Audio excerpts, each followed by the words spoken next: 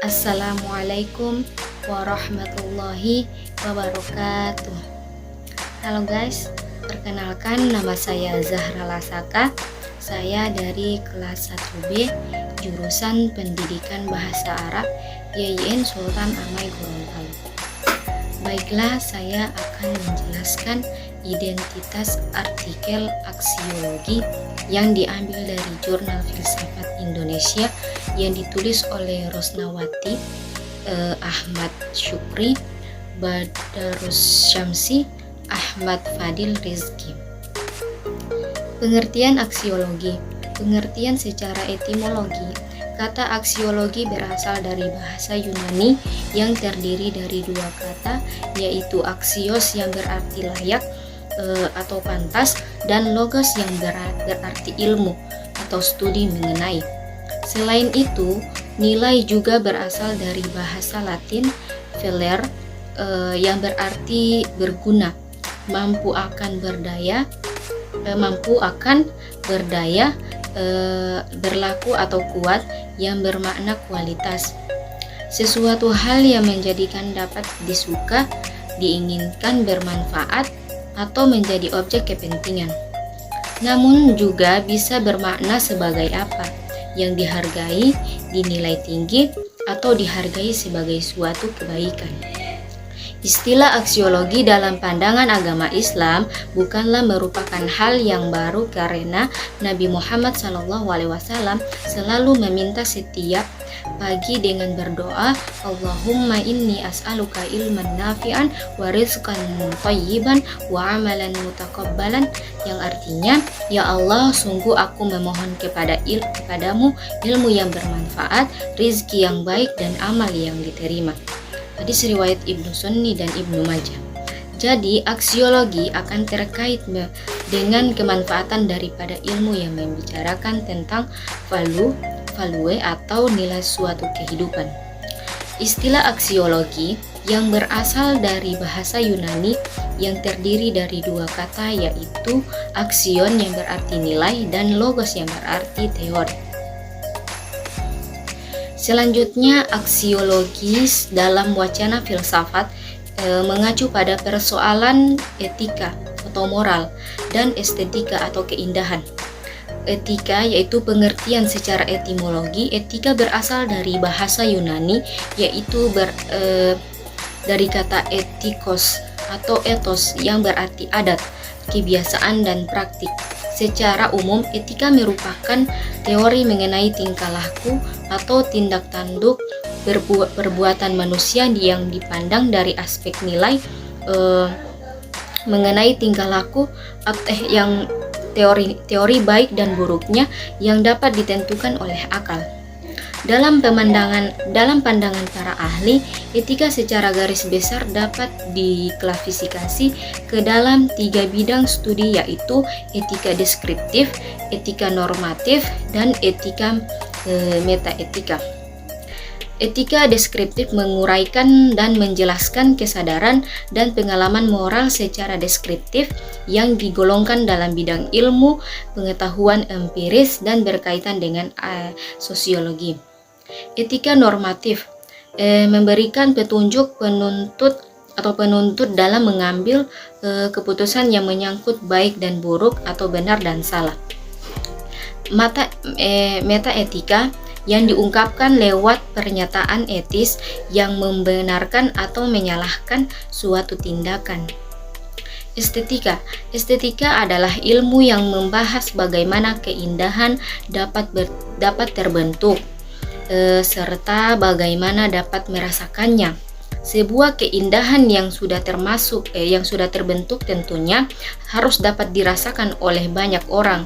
Istilah estetika berasal dari bahasa Yunani aesthesis yang berarti pencerapan inderawi, pemahaman intelektual atau pemahaman spiritual. Wacana aksiologi merupakan salah satu bagian penting dari filsafat yang membahas dan menerangkan terkait persoalan nilai, mengapa sesuatu itu dinilai baik atau buruk. dan nilai nilai indah dan atau tidak indah, serta berhubungan nilai-nilai etika dan estetika. Jadi ilmu pengetahuan bukan hanya bersifat teoritis semata, melainkan juga berdampak praktis secara fungsional dalam kehidupan umat manusia. Dalam wacana aksiologi terdapat 3 macam teori mengenai nilai. Yang pertama, teori objektivitas nilai. Teori ini adalah teori yang sudut pandang yang menunjukkan bahwa nilai adalah objektif dalam arti nilai. Nilai ini dapat secara konsisten didukung oleh argumentasi yang cermat dan rasional karena merupakan yang terbaik.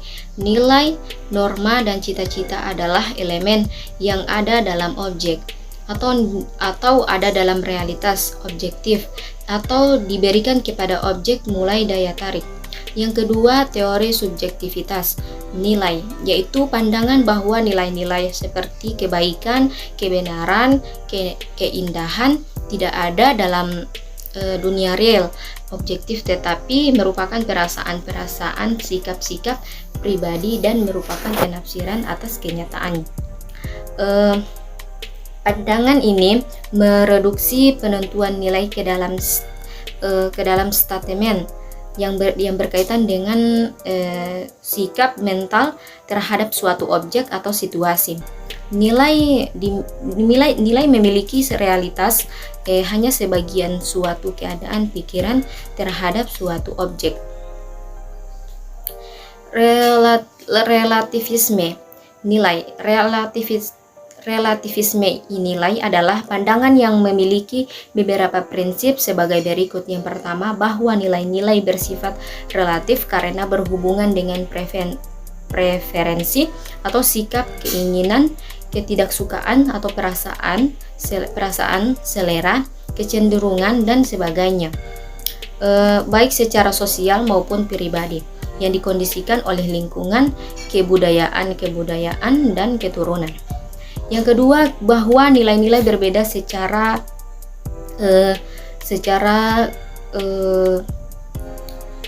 radikal dalam banyak hal dari suatu kebudayaan ke kebudayaan yang lainnya. Yang ketiga, bahwa penilaian-penilaian seperti benar atau salah, baik atau buruk, tepat atau tidak tepat, tidak dapat diterapkan padanya. Dan yang keempat, bahwa tidak ada dan tidak dapat ada nilai-nilai universal, mutlak, dan objektif manapun yang diterapkan pada semua orang pada segala waktu. Dengan alasan inilah, sebagian filsuf menyatakan dengan tegas bahwa nilai adalah esensi non-temporal dan hierarki sifatnya. Untuk mengetahui hierarki nilai, Skeler menyuguhkan 5 kriteria yang sebagai berikut. Yang pertama, makin lama sebuah nilai bertahan, makin tinggi kedudukannya. Misalnya, kebahagiaan bertahan lebih lama daripada rasa nikmat, kesehatan dari rasa kenyang. Yang kedua, semakin tinggi nilai maka ia tidak dapat dan tidak perlu dibagi kalau disampaikan kepada orang lain. Misalnya, nilai pengetahuan lebih tinggi daripada makanan karena pengetahuan dapat disampaikan tanpa harus dibagi, sedangkan makanan tidak. Tetapi pengetahuan dapat disampaikan utuh kepada sekian banyak orang. Yang ketiga, nilai makin tinggi maka ia akan mendasar nilai-nilai lain dan sendiri tidak berdasarkan nilai lain. Misalnya, nilai yang berguna berdasarkan nilai yang menyenangkan. Terus yang keempat, makin dalam kepuasan yang dihasilkan oleh sebuah nilai, makin tinggi kedudukannya. Misalnya, cinta sejati lebih mendalam daripada nikmat seksual. Nikmat seksual tidak membantu orang dalam menghadapi masalah-masalah hidup, sedangkan orang yang mencintai juga lebih kuat dalam segala tantangan. Yang kelima, makin relatif sebuah nilai. Makin rendah kedudukannya, makin mutlak, makin tinggi. Sebuah nilai itu relatif semakin ia hanya masuk akal dalam kaitan dengan jenis realitas tertentu. Misalnya, nilai-nilai kesenangan dan vital hanya dapat terwujud bagi makhluk yang jasmani indrawi dan bukan bagi roh murni. Sedangkan nilai kebenaran tidak tergantung dari adanya makhluk jasmani indrawi, maka nilai kebenaran lebih tinggi daripada nilai kesehatan. Syukron, terima kasih atas semuanya. Semoga bermanfaat. Wallahu musta'an. Wassalamualaikum warahmatullahi wabarakatuh.